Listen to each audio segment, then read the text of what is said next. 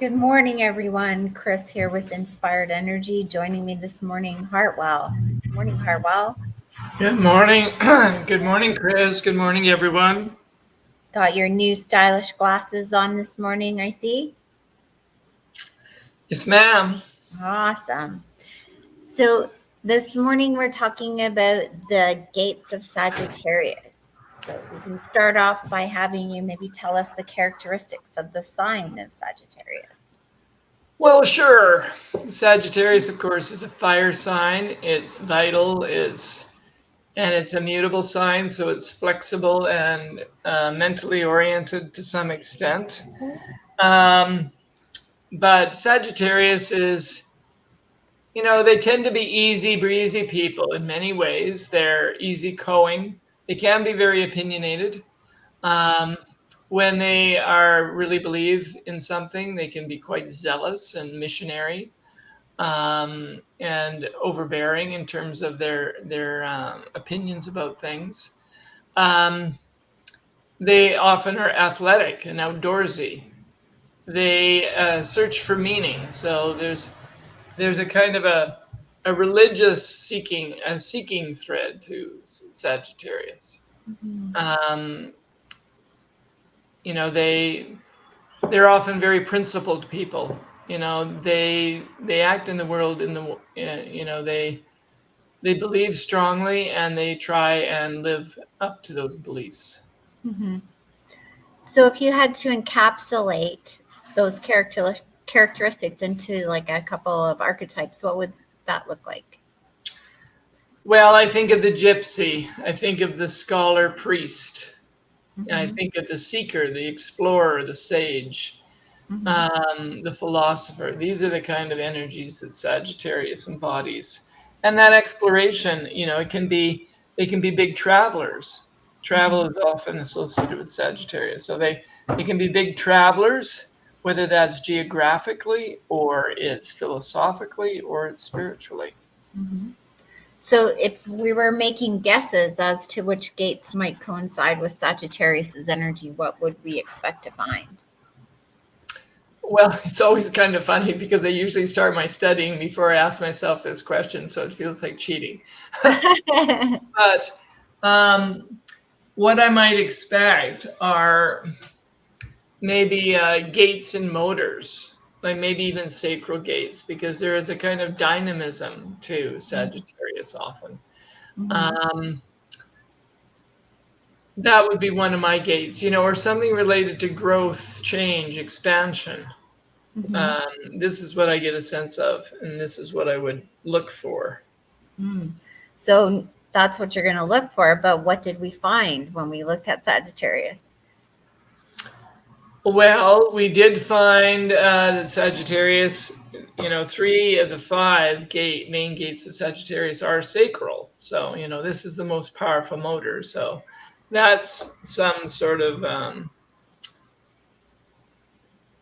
validation for that sort of guess. Hmm. But why don't we look at the gates, dive into the gates? Interestingly, the very first gate of Sagittarius is gate 34, the gate of power. And this is part of the individual circuitry, part of the centering circuitry. And, this is really a very potent and impressive source of energy. Um, it empowers us, to live in a very, what shall we say? It empowers us towards individuation and to celebrate and express our uniqueness in the world. Interestingly, even though the sacral is a lot, it can be about sexuality. The gate 34, the gate of power, is very asexual, and it's very me oriented. Hmm. So it can other people can project on people with the 34th gate that they're quite selfish, but the whole keynote for the individual circuitry is empower yourself first. And out of that example that you're living, you often empower others. Hmm. The next gate, also in the sacral, is called the gate of focus. It points down toward the root. And this gate has a diligence for detail, an ability to focus energy in a very persevering way over extended periods of time. So it's about testing the formulae of life. Um, and people with this in their, as part of their aura, as part of their design, may facilitate the efficient use of physical and mental energy for themselves and others. Mm-hmm. So it's about efficiency, it's about logic, it's part of the understanding circuitry.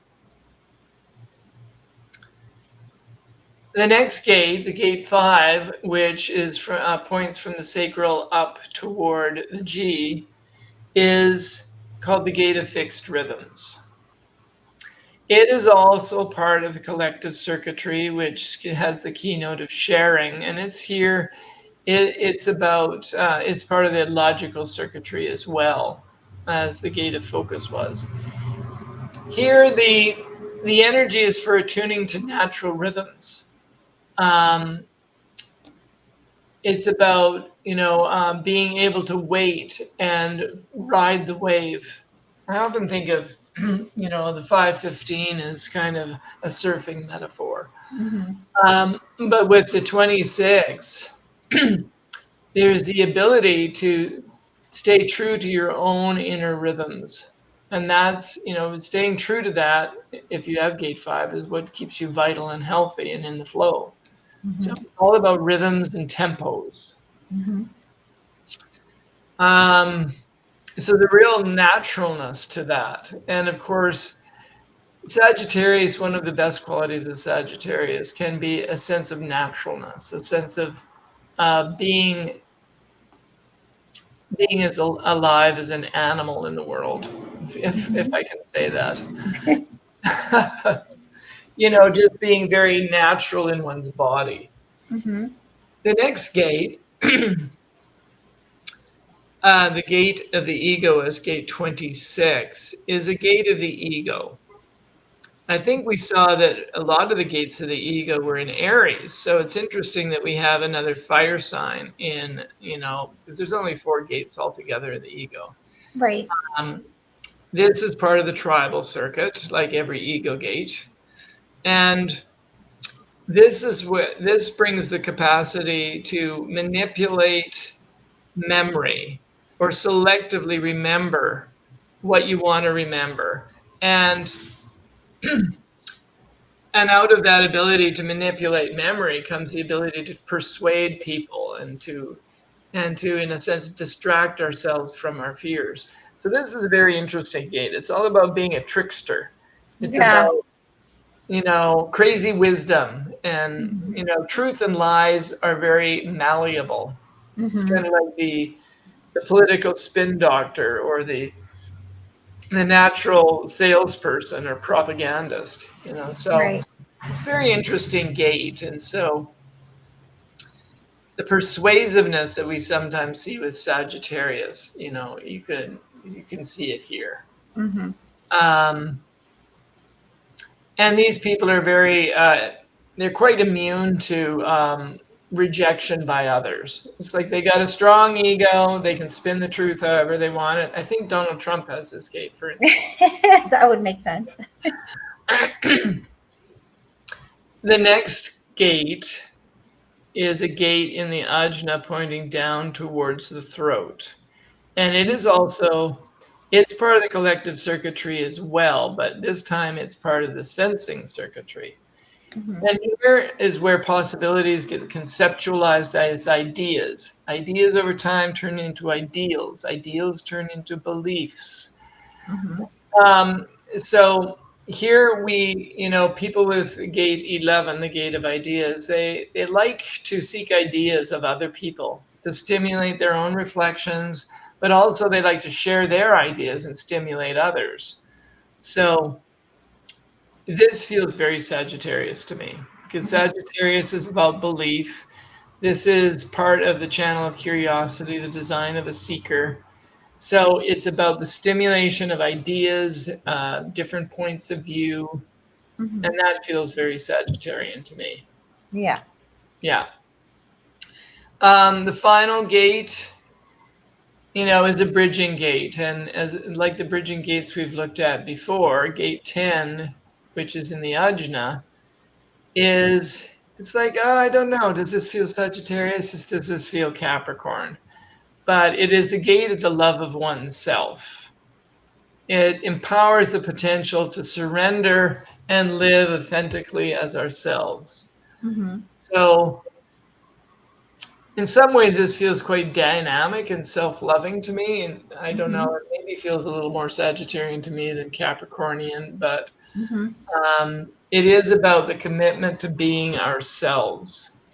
And, so Sagittarius and Capricorn share this gate. Mm-hmm. So when you were looking at all of this, were there patterns that revealed themselves to you? Well, there were a couple of strong patterns. One was that 3 of those 5 gates were collective. Mm-hmm. Which to me makes sense. 2 of them were logical, which is more future oriented. I do see Sagittarius as future oriented, but one of them was sensing, which is more of the past.